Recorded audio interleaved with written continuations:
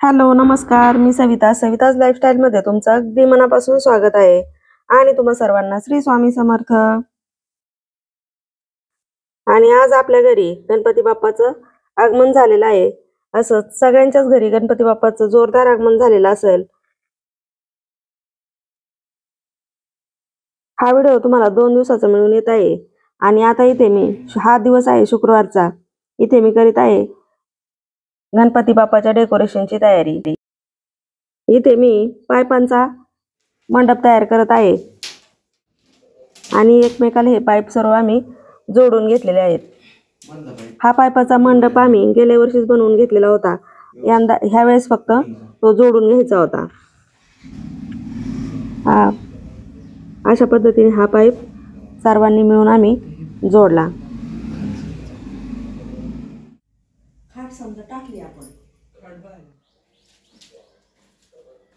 आता शाळेत जाऊस तोपर्यंत त्यांच्याकडून पाईप जोडून घेतला आणि त्यानंतर माझी फरशी पुसायची राहिली होती म्हणून मी फरशी पुसण्यासाठी घेणार आहे. त्या अगोदर सगळीकडून स्वच्छ झाडून एकदा घेतलं आणि त्यानंतर मग आता फरशी पुसून घेणार आहे.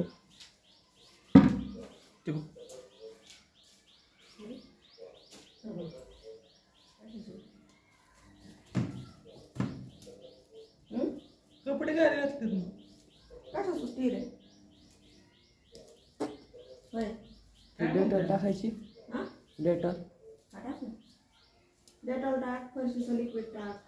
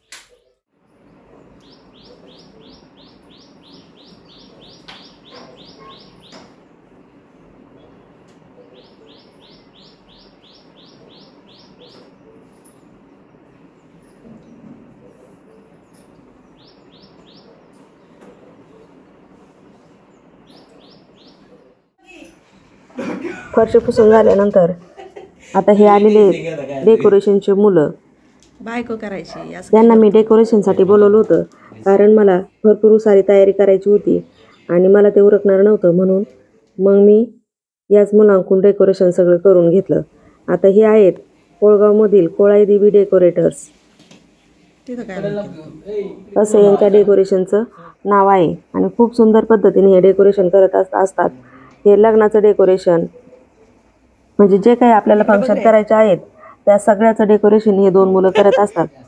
पण परंतु अत्यंत सुंदर पद्धतीने त्यांचं डेकोरेशन असतं. आपल्या दिदीच्या लग्नात पण यांनी डेकोरेशन केलेलं होतं. डेकोरेशन खरंच खूप सुंदर होतं. जर कुणाला यांचा नंबर हवा असेल तर मला कमेंटमधून नक्की सांगावा, मी तुम्हाला त्यांचा नंबर देईल. पहा, आता असं आपलं डेकोरेशन झालेलं आहे. अगदी साधं आणि सोबर असं डेकोरेशन केलेलं आहे.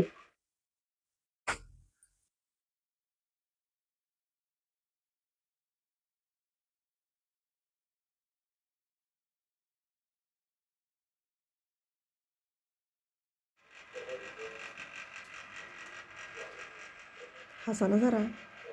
स्माइल केला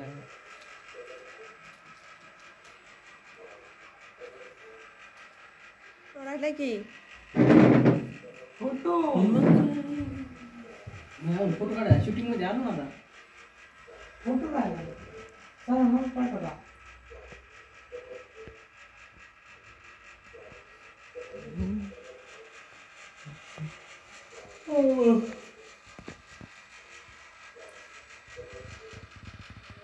कोण आलं पाहिजे कोण ये ना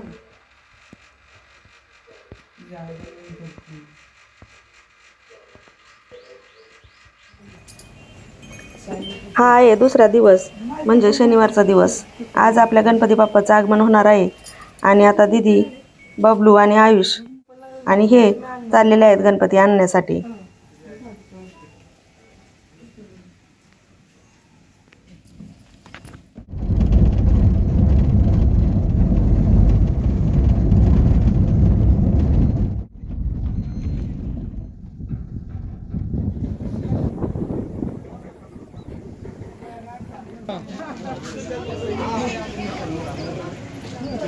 घरी गेल्या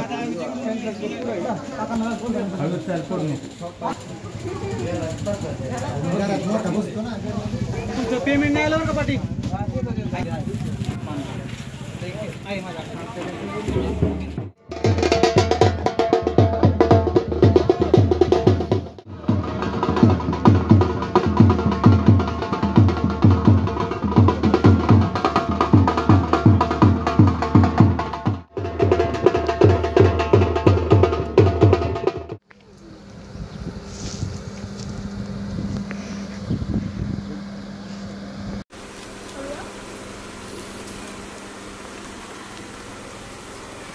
चल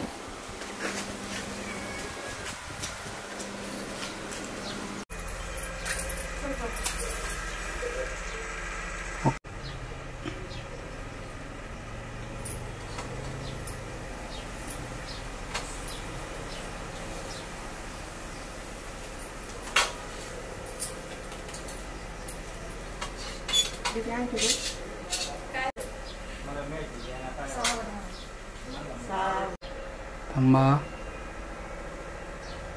ओके डन.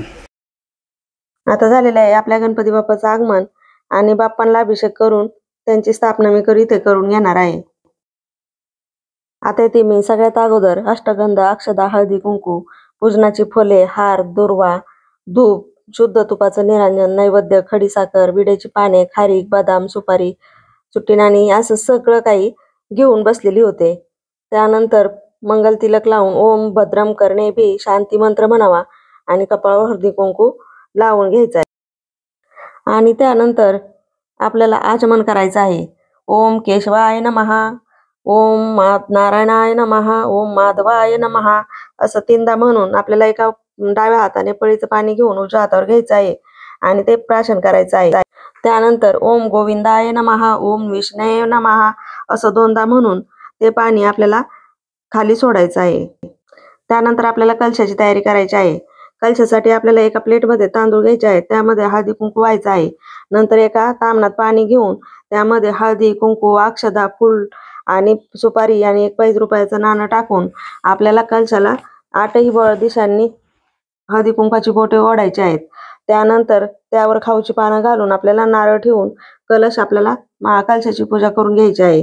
कलशाची पूजा हळदी कुंकू, तांदूळ अर्पण करायचे आहेत, फुलं अर्पण करायचं आहे आणि त्यानंतर आपल्या घरात जे आपण गणपती बाप्पाचा रोज सेवा करत असतो त्या गणपती बाप्पाचा अभिषेक करून घ्यायचा आहे.